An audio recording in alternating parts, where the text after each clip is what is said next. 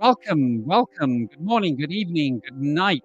Um, I am delighted that you're here. You've joined us before. Not surprising because this is a vital element in the whole issue of revitalizing endangered writing systems. And our guest is somebody who has been absolutely involved in the heart of this for, gosh, more than 20 years now. And in fact, when I first started researching endangered scripts and looking at Unicode proposals, I got the impression that he had spent many years walking from village to village in South Asia, interviewing people and taking down details about minority writing systems. So, Anshuman Pandey, welcome to World Endangered Writing Day. Thank you, Tim, and I just want to acknowledge and appreciate you for conceptualizing of this day and for making it a reality, and for also pulling together this symposium for us to talk about and to share our interest in this very vital aspect of our humanity.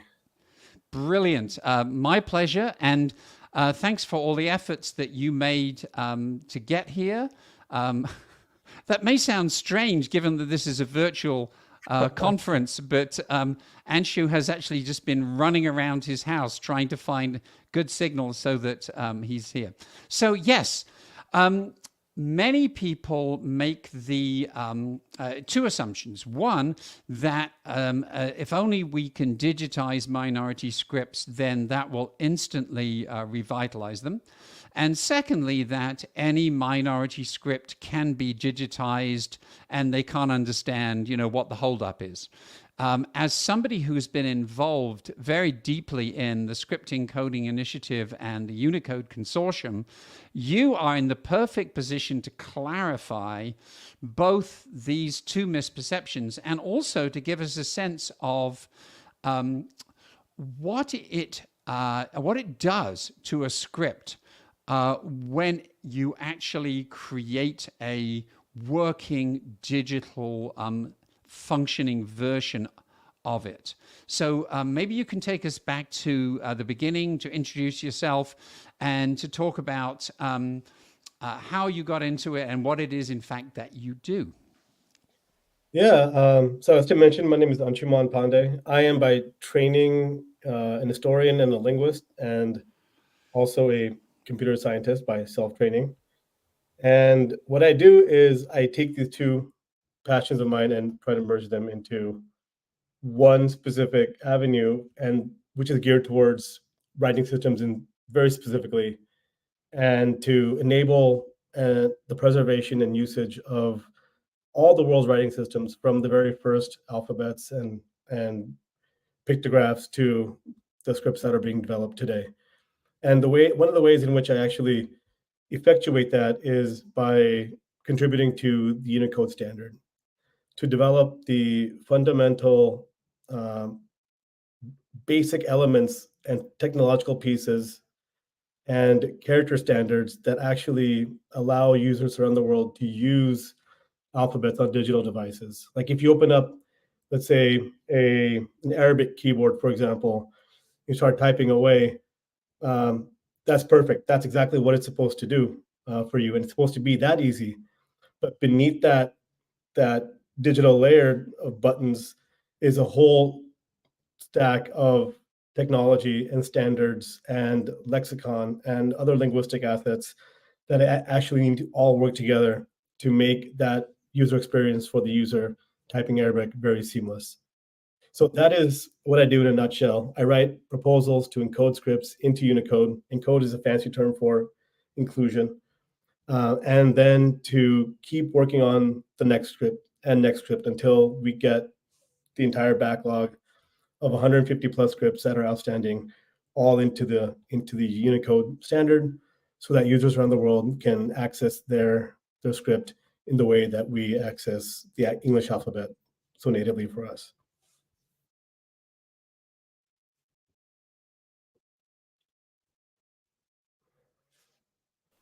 It would really help if I had not muted my mic. So you have a presentation to show us, I believe. I do. All right, here we go. Yeah, so this is the presentation that was put together by myself and Dr. Deborah Anderson, who is the director of the Scripting Coding Initiative. Unfortunately, Deborah could not be here, but I would not be able to do my work if it were not for her and her leadership of the Scripting Coding Initiative and all of the work that her and I do together in terms of securing the digital frontier for writing systems around the world.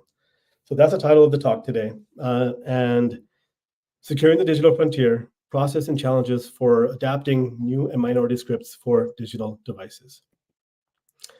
So my focus for today's talk will be South Asia, and primarily because South Asia has been the site of new script creation and innovation since the turn of the 20th century. It seems now that there is one or two scripts being invented in South Asia every single year, if not more than two or three. Two or three is what actually comes to the surface and what we are told about, what we discover. But there's a hyperactivity happening there. And all these users want to be able to communicate in these scripts on digital devices, in addition to analog systems, whether writing on paper, et cetera, et cetera. But to do so, to type on devices, we need to add these scripts to the Unicode standard so that operating systems around the world can understand what's being typed and to interchange these scripts from one device to another. However, there are numerous challenges to digitizing scripts, both from a process perspective and from the perspective of the scripts themselves. I apologize for that typo there with the word script. So about me, as I mentioned, I come from a background of history and linguistics, and I presently work in data engineering and data analytics. I have worked with the Scripting Coding Initiative since 2005. I have been recognized by the Unicode Consortium as a bulldog and was given an award in 2011. And a lot of my work is funded both through my own labor of love, but also very generously from the Adopted Character Program of the Unicode Consortium. And through that labor of love and through the help of Scripting Coding Initiative and also the consortium, I've been able to encode 30 scripts, 4 number systems, 4 emoji, hundreds of various characters, and I'm also working on 50 additional proposals as we speak. So these are the 4 emoji that I've added to Unicode, and these were driven by my desire of expanding the cultural repertoire of emoji that we have on our devices. So through our work on digital language enablement, our goal is to be able to represent visible language or script on digital devices. And the focus on visible language here or script is pertinent because writing systems are often ignored in traditional and applied linguistics and language studies. But writing systems are the key to our access and representation of textual information. Part of this work relies on our ability to design input methods that allow users to both enter, search, and view text uniformly on devices, and also to work in some small fashion on NLP and machine learning models that work to extract information that make textual corpora more useful for end user communities. And as I mentioned earlier, my goal in all of this is driven by this question of what if all languages on devices were as digitally native as English in the Latin script? So the motivation for Scripting Coding Initiative and for the work that I do is to provide universal access for people to interact with visible language and information across all digital platforms. And I do this by unifying my work on writing systems, linguistics, data standardization, and data management. And all this goes towards building out the unique intersection of technology and humanities that is Unicode. So what exactly is Unicode? I've mentioned this term many times. So it is an international standard. It's also an ISO standard for writing systems. And it has transformed language usage, global communication, scholarship, and policy around the world since its inception in the 1980s. It enables uniform storage and exchange of digital text. It makes input of textual content in plain text in the original writing system possible. And also it makes possible the exchange of that very same content across platforms in a uniform way so that the recipient sees exactly the text that was input by the sender. And as of right now, Unicode has coverage for 161 scripts, which is about 145,000 total characters. That's quite a bit. In Unicode, a script is a signed system with defined rules and a meaning, basically a script grammar, that consists of distinctive characters, letters, digits, punctuation, and other symbols. Each character possesses a unique semantic value, and in Unicode, every character is assigned a unique code, hence Unicode, or a unique hexadecimal value that software can recognize and process appropriately across all systems and all devices. For example, here we have the basic Latin alphabet for English, A through Z. And below, we have a bunch of different styles of the core alphabet. Now, in Unicode, according to the character glyph model, all of the 4 lines you see below are glyphic variants of the normalized text above. So italics, bold, etc., they all are considered to be styles of the underlying upright Roman text. So here we have a bunch of different font variants, which all map to the Latin capital letter A, which has hexadecimal value 0041, which maps to binary 101001. So in Unicode, Latin capital letter A has this unique code, and all computers across the world, whenever they process this binary code, will always represent the letter A. So Unicode for minority and newly invented scripts provides unprecedented opportunities. It provides access to information in minority languages and mother tongues. It reduces the cost of development of content, hence through open source software, where people collaborate to develop support and accessibility for minority languages and minority scripts. It also reduces costs because it takes development of minority languages and minority scripts away from the state and puts it in the hands of rational actors and people who are strongly motivated to build support for these types of languages and scripts. Unicode also aids in the preservation and promotion of linguistic diversity in this sense. And it also helps to foster linguistic plurality. If people are able to use an encoding to build out technologies for their languages, then there's no competition internally between, let's say, 2 different minority communities to try to get support for their language. Moreover, it facilitates standard communication in non-standard or regional or sub-regional languages. And more than that, once a character or a set of characters or a script is put into Unicode, it's not taken out. So in that sense, it's durable and it's infinite. So Unicode also, most importantly, in the sense of a standard, it helps to protect linguistic and textual sources from erasure. So as I mentioned, there are 150 such scripts that are unencoded in Unicode. Here's a list of some. There's several others. And the ones that are listed in green were recently approved and will be coming into Unicode 16.0. Now, the encoding process. This is a little murky, so I'm going to briefly outline how does a script get into Unicode. Basically, someone writes and submits a proposal. They say, hey, I want to add this character or this script into Unicode. That proposal is then reviewed by the script ad hoc with a group of experts that have loose affiliation to the Unicode Consortium, but more importantly, they're independent actors. Once a script is approved by the ad hoc, it is then reviewed and approved by the Unicode Technical Committee. And once the UTC approves it, it gets published in a future version of Unicode. All of this process can take a minimum of 2 years. As I show later, sometimes it takes much, much longer. So again, the core entry here is a proposal. So what does it take to write a proposal?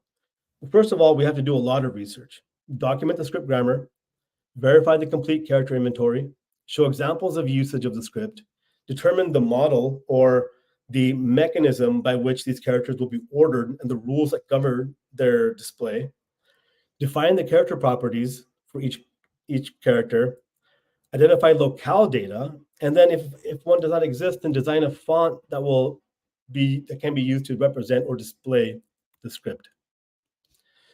When the ad hoc sees the proposal, it number one ensures that it's complete, that it meets all the necessary criteria. But more importantly, it needs to make a case for why these characters are needed. So new scripts in particular need to demonstrate usage with a list of publications in the script that are written and produced by somebody other than the script creator. That shows greater community buy-in and involvement. And more importantly, there needs to be a case for durability. Unicode is an international standard. And let's say we encode a script that has been in use for, let's say, a year, but then people lose interest in it. That script will take up space in the standard forever. So a proposal author needs to be able to demonstrate that the script has been stable for several years. Now, that's not the end. Once the script is in Unicode, there's more work to be done. And actually, that's where the real work begins in designing fonts, designing keyboards, ensuring that rendering engines and other bits and pieces required for display are updated and supported in different software. And then again, to expand the locale data, which is in the Unicode locale data repository. So now let's get to the meat of the matter. So my interest here in this talk is talking about neographies in South Asia. So what is a neography? It is a neography. It is what I call invented scripts or new writing. And so as I mentioned earlier, script creation around the globe is a growing trend, particularly in Africa and in South Asia. So intensive activity in South Asia, but what's driving the phenomenon of neographies? We'll get to that in a second. So I chose South Asia because South Asia has been a continuous site of script development since at least the 5th century BCE, if not the 24th century BCE, depending on whether you consider the Indus script to be a script or not. So that's a long period. And within that context, we've had thousands of scripts advance, and some are deprecated, some continue to grow today. So what we've done is we've been able to encode more than 10, a little more than a dozen neographies in Unicode. Several more are approved for inclusion, and there's always scripts that are in progress. So what I mean by neography is something that's not organic. So let's look at what we call an organic script, something that evolves from something that may have been a neography, something that may have been an invented script like Brahmi could have been invented. But over time, scripts naturally evolve, organically evolve from that source and take lives of their own. For example, here's Devanagari, Tamil, Bengali or Bangla, and Sinhala, all of which today are organic scripts that continue to be used today by millions, if not hundreds of millions of people within South Asia and also around the world. So neography, as I mentioned, is something that is not evolving, something that was created indigenously by a community or by an individual, typically unrelated to other scripts, and maybe inspired by another script. So classical South Asian neographies are Old Chiki, Warang Chiti, and Sora Sompang. And you'll see here that even though Warang Chiti is encoded in Unicode, Microsoft PowerPoint does not support the Warang Chiti font. So we have tofu here, where we should have seen the actual name of the script in Warang Chiti. So Old Chiki was developed by Pandit Murmu in 1925 for Santali. It's still used today, and the president of India, who is Santali, tweets in Old Chiki, which is, I think, phenomenal. And the goal behind Murmu's script was to provide a distinctive script for Santali language and for the Santali people that showed their tight relationship to nature. So the letter forms have some sort of iconic resemblance or bearing to what the Santalis considered to be their natural ecosystem. Wurrangchiti was created as an alternative to orthographies used by Christian missionaries by Lako Bodra for writing Munda, which is the Ho language, for writing Ho, which is the Munda language. And then Gomango invented the Sora-Sompeng language for writing Sora-Sompeng, particularly for liturgical purposes for the Sora's religious practices. On the borders of India, Pao Chin Hao developed first a syllabary for writing Tedim in order to represent his messianic religion. He later modified it into an alphabet, and then also within South Central India, Masaram developed a script for the Dravidian language Gondi, but his was modeled on Brahmi. In Burma, Muhammad Hanif invented Rohingya, which was based and inspired by Arabic, but it's used today among the diasporic Rohingya community for writing their Indo-Aryan language. Various other non-community members have imposed or designed neographies for different communities. Prasanna Sri has done 19 of these, and she has her own claim to fame here. I'm not sure how often her scripts are used, but the motivation for this behavior is to present a distinctive visual marker for the language and their community, because this writing gives them parity with other written languages, predominantly the major languages of the region. It also allows them to separate their language visually from their surrounding languages. And it helps them, in many cases, to develop an orthography that is suitable for their language. In many cases, the majoritarian script cannot accurately represent tones and other vowels of these minority languages. And equally important is that it's a tangible expression of self-identity. Now, some of the challenges of encoding newly mentioned scripts in Unicode have to do with the access to the script creator and user community. Like as Tim had mentioned, I did travel throughout India when I was doing my PhD, looking for these script communities, talking to their inventors. But as I'll show in a few minutes, once you leave that area and come back to the United States, it's very difficult to maintain access to those individuals, especially, let's say, 10 years ago. Much easier to do so now, but 10 years ago, it was not so easy to get in touch with minority communities through email or through other digital communication methods. Getting access to materials is tough. Understanding the adoption and penetration of script usage, gauging the stability and durability of that script, understanding why the script was created, and in many cases, how many other competing scripts are there? Like, for example, for Kuruk, there are two different scripts, Tolongthiki and Kuruk Bana. They're in direct competition with each other. Also, in Nepal, community members who are in competition for creating neographies have developed 5 different scripts for writing the Gurung language. Now the question is, which one of these is going to be the dominant or predominant one that the community decides upon? So in that sense, the other challenges here are ideological and practical. In a lot of these cases, the scripts can be put into 2 categories. One is that the creator has a new writing system. He wants it to be in Unicode so that it has a standard, hoping that once it's in the standard, he can have something he can point to say, hey, look at my script, my fellow language community. Here's a new script that we can use instantaneously on our device. The other practical aspect is I'm a speaker of indigenous language and I have a new writing system. And we're currently using this writing system to publish books and periodicals. And we're teaching it in schools.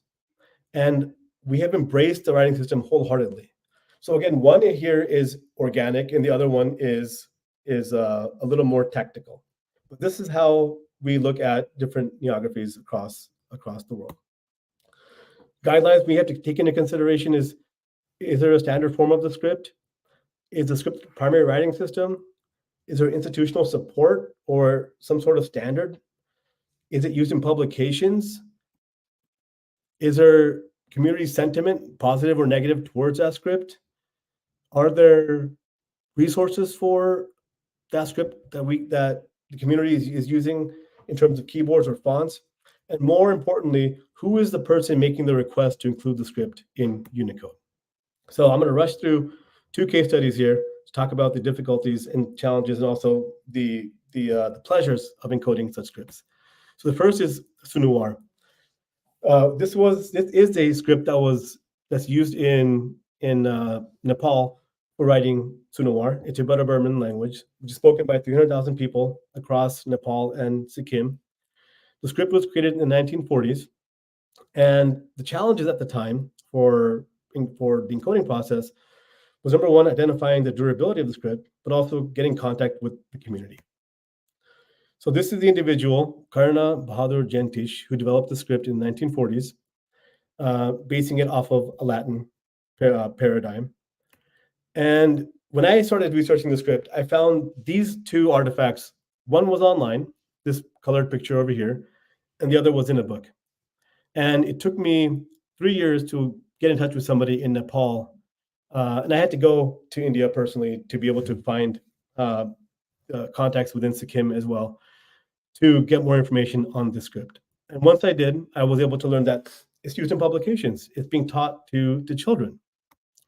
And since that time, people have developed new fonts to create magazines, to create other sorts of community publications that are currently used both in India and in Sikkim. You'll see here that as a result of the work that we did to encode the script, there's been renewed interest in the script. So in Sikkim, the script is used to write the Sikkim Gazetteer. It was the Sikkim Herald. It used to be written by hand, and now it's typeset using this new digital font. The problem with encoding Sunuwar is that it had changed over time. The model of the script was developed and transformed by the actual users, who also added a bunch of other characters that were not in the original repertoire. And we had to verify and validate the accuracy and the stability of this new repertoire before we could encode it into Unicode. That's why it took 10 years for me to encode the script in Unicode. The first proposal for the script was in 2021, and the last script was in 2001, or 2000, I can't see it. Yeah, 2001. And then finally, I'm sorry, that's really, I can't read that. Okay, it took about 10 years to encode. And we finally got it encoded, approved for encoding a few years ago, and this will be in Unicode 16. The last one I want to talk about is Kulitan, which I know Tim has a particular flair for, as it's the backdrop of the WEWD website. But this is a very interesting script that's used for writing Kapampangan, which is spoken in Pampanga province of the Philippines. And the current challenge here is that this script has changed drastically over time. It is based on a traditional Philippine script, and over time, the users began to modify it to suit their preferences. Young Papangans wanted to preserve their traditional culture and to have parity with other Philippine scripts, but they revived a historical script and appropriated the Spanish term kulit, which was a derogatory term for the script, and called it Kulitan to give it their own name and their own sense. Its structure is very similar to Brahmi. So those of you who know how Brahmi writing system works, you have a consonant to which you attach a vowel sign. So here's a set of consonants and the vowels signs. And they've taken the script, which used to be written linearly, and they transformed it so that it's written vertically. So a syllable is constructed in this sense, and a word which has no line, which has no boundaries, is a string of vertical syllables. So a syllable internally flows from left to right, but the line flows from top to bottom, and then the columns flow from right to left. So this is what it looks like on a postcard, and this is what the script looks like when it's actually written. This is absolutely beautiful calligraphy, and you can tell that the users have taken the script one step further. They've actually moved it away from a Brahmi model towards a Hangul model. So the components of a syllable are put together as if they were a Korean syllable. or JAML. And you see that they're using it for poetry, for representation of various texts. Here's the UDHR in Kulitan. And here is calligraphy in practice. How they exchange this is they will write this in, let's say, on a word processor using a font that has these script glyphs oriented or counterclockwise 90 degrees. They'll take a screenshot of that and then they'll exchange that image. This is not native plain text. This is a very tortuous process for wanting to share text with your community and your other native language speakers. So Unicode will help them get this script on their devices in a much more digitally fluid and digitally native way. So to close, language enablement through Unicode provides the foundation for development of linguistic resources for digital devices. It helps communication with community across borders using standard. And it provides the parameters for tangible and visible aspects of linguistic and cultural identity. And it helps to revive, restore, and grow that identity through digital media. So how can you get involved with helping to preserve and to advance endangered writing and writing systems? Well, we always need more fonts for lesser resourced and digitally disadvantaged scripts. You can work with user communities to create keyboards, contribute to the expansion of the Unicode Common Locale Data Repository, or CLDR, and work with us at the Script Encoding Initiative to develop new proposals to encode one of the 150 plus scripts that are still outstanding. And this is how you can get in touch with either myself or with Dr. Anderson. Thank you for the time and appreciate you bearing with me. Thank you. Anshu, thank you so much for that presentation. There's one phrase you used I have to pick up, which is that you said that it was a labor of love. So one of the features of this landscape that we're looking at today is that essentially endangered writing systems are where endangered languages were about 25 to 30 years ago in terms of recognition and funding.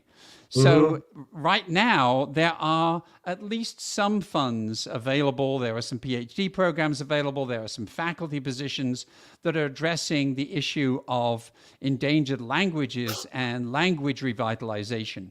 But when I discovered how few financial resources were available for script research and development, that's essentially when I realized that, yes, I assumed that you were making a ton of money for doing what you were doing, but no, it's a labor of love for everyone concerned. There are virtually no grants, no foundations. We are so much at the cutting edge that the Endangered Alphabets Project, for example, exists almost exclusively on individual donations. And I know that, you have a day job, and we are at that stage in the history of writing systems, ladies and gents. Okay, so couple of questions, actually tons of questions. Let's see what we're picking up. Okay, is there any sort of alternative to Unicode? I have no idea what technical limitations exist. I'm not sure what kind of alternative to Unicode might be. Yeah, before Unicode, there were numerous competing and contradictory, what they call code pages. And there was a decision made that this was like this was not interoperable. That if I wrote something in Russian or Cyrillic and sent it to somebody else, they might just see garbage, depending on whether they have the code page installed or whether the code page was the same, whether it was a computer system A or computer system B, a lot of competing issues. So the alternative to Unicode is chaos. Unicode brought stability and uniformity to computing, to the extent that whatever you see, so computer operating systems, whether it's Linux or whether it's like FreeBSD, Mac, Windows, whatever, they all implement Unicode the same. And using like ICU, etc. And the reason for that is there's a strong desire among these OS makers for interoperability of text. And there might be a future version of Unicode that could be very different. We'd probably take what we've built, fix all the errors, and make it better. But in terms of an alternative, unfortunately, we wouldn't want to go back to that stage. Got it. Or someone might build like a parallel, but then you need to convince Microsoft and Apple to actually use that new standard instead of Unicode. Got it. And then the cost associated with that. What is CLDR, and how does one contribute? Yeah, so CLDR is the repository for locale data. And locale data is very important from a linguistic and also a visual display point of view. Locale data controls things like how currency is displayed for a given region or language or country or state. It controls it actually not control it defines and describes how dates are formatted, maybe how days of weeks are spelled. It also takes into consideration common lexical terms, which can then provide the basis for, let's say, when you start developing a keyboard, to work on autocorrection and to get numerical formatting right, so that autocorrect for numbers, autocorrect for dates, automatic input for dates. And I'm not doing it service or justice, but these are aspects of a much larger realm, like transliteration of a script. Like, what's the standard transliteration, let's say, for Bouganese, for example? Those are all contained within CLDR, and CLDR is implemented parallel to Unicode, both in operating systems, but also by any software manufacturer who wants to be able to support different language packs, let's say, or different regional settings or preferences. Got it. You can contribute by going to cldr.unicode.org and looking at the list of issues that are in the tracker, and working on those. And also, if you are expert of or familiar with a minority language, check to see if that's in CLDR. And if it's not, that's an awesome opportunity to start building out support for that language or script. Brilliant. And with that, we have run out of time. Thank you so much for making all of the effort to get here. I hope you feel better. I hope your son feels better. Thank you. Yeah, we have stomach bugs, so. Okay. So we are going to wrap up this particular session. I would encourage you to look at all the other material at the various Endangered Alphabets sites, endangeredalphabets.com, endangeredalphabets.net, which is our atlas. And also there's a lot of material we haven't even got to today on the World Endangered Writing Day site. So I will leave you with that. And we're going to close this session in just a minute and start the next one. Thank you so much for joining us. Feel free to get in touch with us through admin@endangeredalphabets.com or by rolling up a small message, tying it to a pigeon, sending it in our direction. Whatever works. Okay, thanks again. And I hope to see you for either of the last two sessions that we have today. Take care.